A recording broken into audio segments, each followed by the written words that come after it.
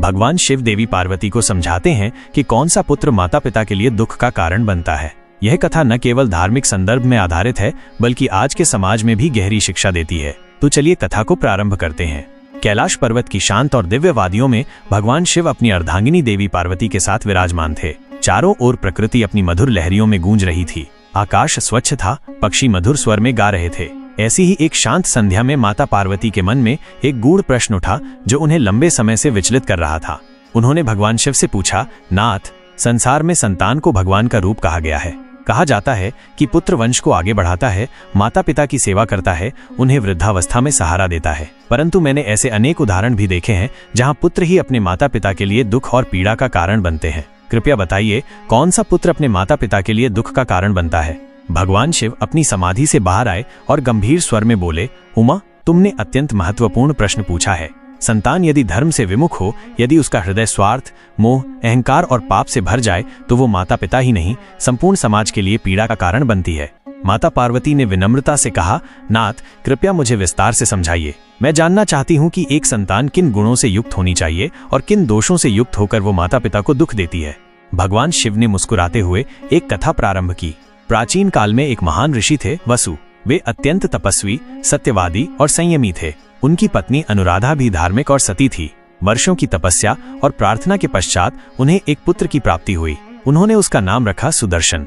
सुदर्शन को बचपन से ही श्रेष्ठ शिक्षा दी गई। वेद, शास्त्र, धनुर्विद्या, राजनीति सब कुछ सिखाया गया। परंतु जैसे जैसे वो बड़ा होता गया, उसमें अहंकार, लोभ और क्रोध की प्रवृत्तियां बढ़ने लगीं। उसकी संगति बुरी हो गई थी। वो आलसी हो गया, झूठ बोलने लगा और माता पिता के आदेशों का अपमान करने लगा। एक दिन ऋषि वसु ने अपने पुत्र को बुलाकर कहा, पुत्र, तुम्हारा यह मार्ग विनाश की ओर जा रहा है। जीवन में धर्म, सेवा और विनम्रता आवश्यक है। माता पिता का आशीर्वाद ही सबसे बड़ा धन है। पर सुदर्शन ने हंसते हुए उत्तर दिया, पिताश्री, ये पुरानी बातें हैं। अब शक्ति, संपत्ति और स्वार्थ का युग है। आप जैसे सन्यासी क्या जाने दुनिया कैसे चलती है। मैं अपनी इच्छानुसार जीऊंगा। उस दिन ऋषि वसु को ये भान हो गया कि उनका पुत्र अब अधर्म के मार्ग पर पूरी तरह चल पड़ा है। माता अनुराधा ने अपने आंसू रोकते हुए कहा, पुत्र, क्या तुम्हें हमारी पीड़ा दिखाई नहीं देती? क्या हमारा स्नेह व्यर्थ गया?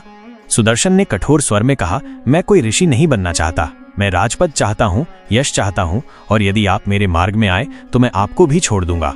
भगवान शिव ने कथा रोकते हुए पार्वती से कहा, उमा, ऐसा पुत्र जो अपने माता पिता की सेवा न करे, उनका अपमान करे, उन्हें बोझ समझे, वो वास्तव में उनके लिए शोक का कारण बनता है। यह पुत्र जन्म तो लेता है, पर वह माँ की कोख का ऋण नहीं चुकाता। पार्वती की आंखें भर आईं। नाथ, फिर उस पुत्र का क्या होता है? भगवान शिव बोले, उसका पतन निश्चित होता है। धर्म से विमुख व्यक्ति कभी स्थायी सुख नहीं पा सकता। वो चाहे क्षणिक सफलता प्राप्त कर ले, पर उसका अंत दुख और विनाश में ही होता है। सुदर्शन ने अपने पिता का आश्रम छोड़ दिया और एक नगर में जाकर राजा के दरबार में नौकरी कर ली। उसकी तीव्र बुद्धि, चालाकी और कठोरता से वो जल्दी ही राजा का विश्वास पात्र बन गया। परंतु उसकी आत्मा विकृत होती जा रही थी। धीरे धीरे उसने राजा को भ्रमित कर, षड्यंत्र रचकर स्वयं राज्य पर अधिकार कर लिया। पर वो राज्य उसके लिए शांति नहीं ला सका। उसके मंत्री उससे घृणा करने लगे। प्रजा में असंतोष फैल गया। एक दिन एक पड़ोसी राज्य ने आक्रमण कर दिया। सुदर्शन युद्ध में अकेला पड़ गया। उसकी सेना ने साथ छोड़ दिया। अंततः वो युद्ध भूमि में मारा गया। उसकी मृत्यु के बाद उसके शव को कोई छूने नहीं आया। जिस पुत्र को माता पिता ने इतने प्रेम से पाला, वो अंत में अकेला, तिरस्कृत और अपवित्र समझा गया। भगवान शिव ने पार्वती की ओर देखा और कहा, उमा, ये है अधार्मिक पुत्र का अंत। माता पिता की सेवा न करने वाला, अहंकार में अंधा पुत्र सदा दुख का कारण बनता है। पार्वती ने पूछा, तो क्या ऐसे पुत्र से मुक्ति संभव है? भगवान शिव बोले, हाँ, यदि माता पिता प्रारंभ से ही पुत्र में धर्म, संस्कार और सेवा की भावना जगाएं, साथ ही यदि पुत्र स्वयं भी आत्मचिंतन करे, गलतियों से सीखे और अपने कर्मों को सुधार ले, तो वो पुनः श्रेष्ठ बन सकता है। भगवान शिव ने आगे कहा, उमा, वह पुत्र शुभ होता है। 1. जो माता पिता की आज्ञा का पालन करता है। 2. जो उनके वृद्ध होने पर उनकी सेवा करता है। 3. जो सत्य, संयम और धर्म के मार्ग पर चलता है। 4. जो अपने ज्ञान और शक्ति का उपयोग परोपकार के लिए करता है। 5. जो अपने अहंकार को छोड़कर सबका सम्मान करता है।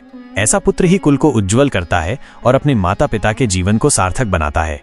माता पार्वती ने भगवान शिव के चरणों में प्रणाम किया और कहा, नाथ, आपने जो ज्ञान दिया वो अमूल्य है। मैं प्रत्येक माता से प्रार्थना करूंगी कि वो अपने पुत्र को यह शिक्षा अवश्य दे, ताकि वे सुदर्शन न बने बल्कि सच्चे धर्म पुत्र बने।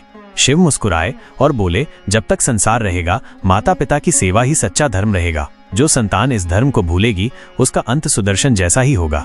ये कथा अगर आपको अच्छी लगी है तो वीडियो को लाइक और शेयर करना बिल्कुल ना भूलें और कमेंट बॉक्स में हर हर महादेव अवश्य लिखें।